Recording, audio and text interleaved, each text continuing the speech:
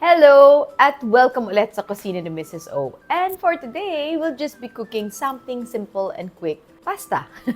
Kasi na-notice ka lang parang a lot of people favorite nila pasta. For some reason, mataas ang views or mataas ang engagement if I cook pasta. So I just wanted to share a simple pasta. I know everybody love the simple garlic pasta lang for lunch. But now, because nga, nakita nyo naman, ang dami namin laman sa freezer. So we still have some shrimps and this really small, napakaliit na squid na sayang naman. So, we'll just be making it into a seafood pasta with a little bit of tomato cream sauce. You know those chili oil? Yung Chinese chili oil or chili garlic na nakukuha. But this one, like, I think this is Deli Mundo. But sometimes if I don't have this, I use actually yung Chinese na chili garlic for this particular recipe. So, basically, yun ang gagawin natin. So, we'll just cook our pasta and then, I think after this, we'll demo na naman another pasta. Pero it's in another episode. But for today, it's just seafood.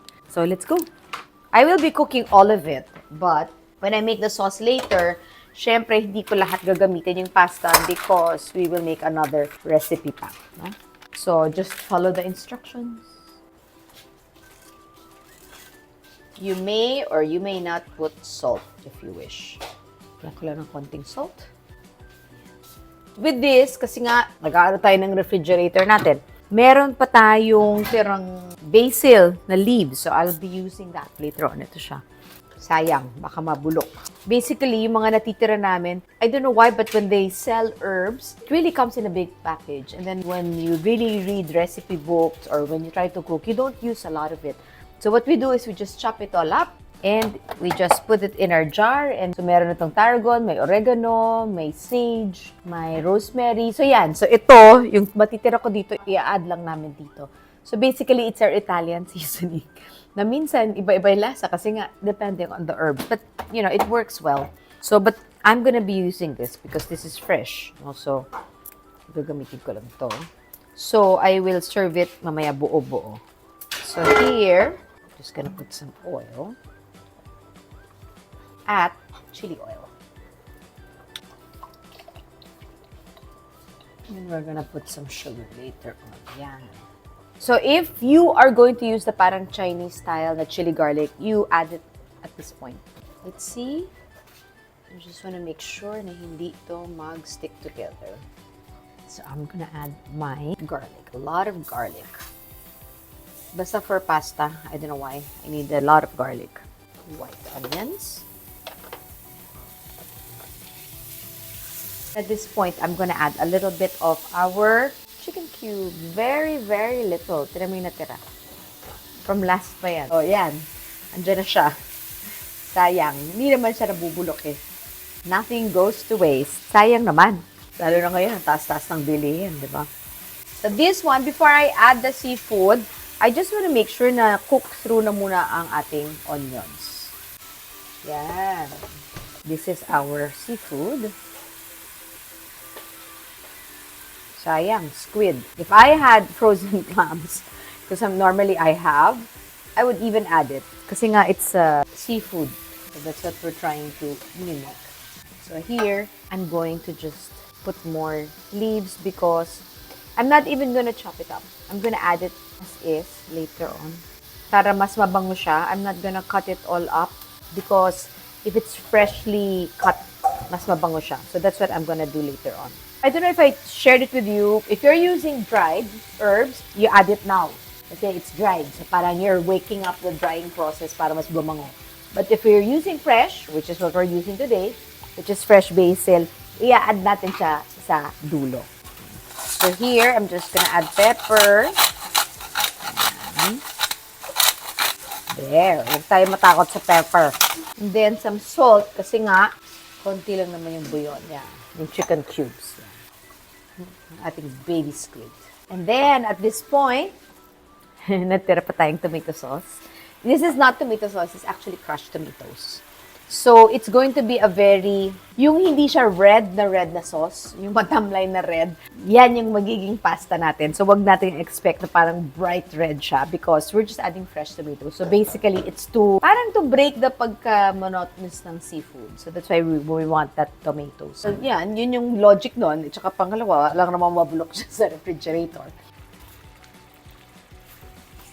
Just 1 more minute and I'm gonna add the pasta here.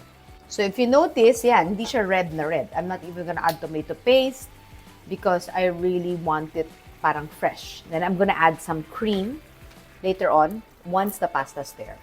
And also our basil. Remember, when you were saying, when we cook pasta, sayang yung water. Because kumbaga, mayroon siyang parang layer of thickener ng sauce. Kasi nga, mayroon siyang gluten. So I'm just gonna add a little bit of water here. There. Para mas ma-absorb pa siya. And then, I'm just going to add there. Para mas mag-cook through siya. And, kumbaga, nung kinuha ko siya sa pasta, it's like not that fully cooked, but parang pwede na. Para lang it cooks through here. Para mas ma-absorb niya yung sauce. If you notice, nawawala na yung sauce kasi ina-absorb siya ng ating pasta. No? So, because it's cooking through. And then, I'm just gonna add cream. Para to bind it all together. And I will add cheese here. Yung iba kasi ba ginaganon.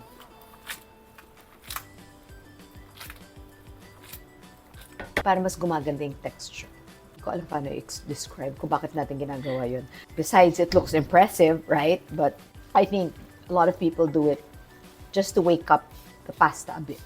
So if you look at it, kanina, di ba masyadong mas-sauce, but you look at it already, it's actually getting thicker, yung sauce. And then at this point, so basically, I will just use my hands and just crunch it all up. So may iba magte-tear, may iba hindi. But I'm just gonna leave it buo-buo. Nice, look at that. So don't be scared of basil because you can really eat it naman fresh and raw. Yeah. At dahil wala tayong taste tester, gagamitin natin si Ate Lina.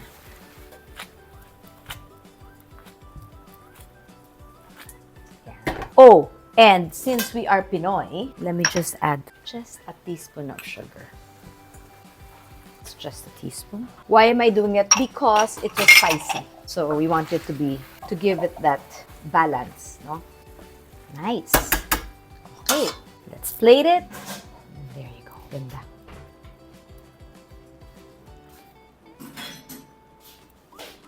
Nice. And then,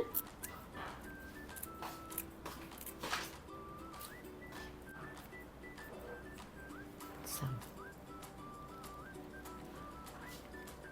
And that's it. This is our shrimp and baby squid with tomato cream sauce pasta for perfect. Now, very light. Good for summer, pwedeng merienda, pwedeng light dinner. Huwag lang midnight snack, mabigat ang pasta, okay? So, huwag natin kainin beyond 9 p.m. Masyado nang mabigat. But this is perfect and something quick. No, it's under 20 minutes. So, thank you for watching Kusina ni Mrs. O, and we will now call our taste tester.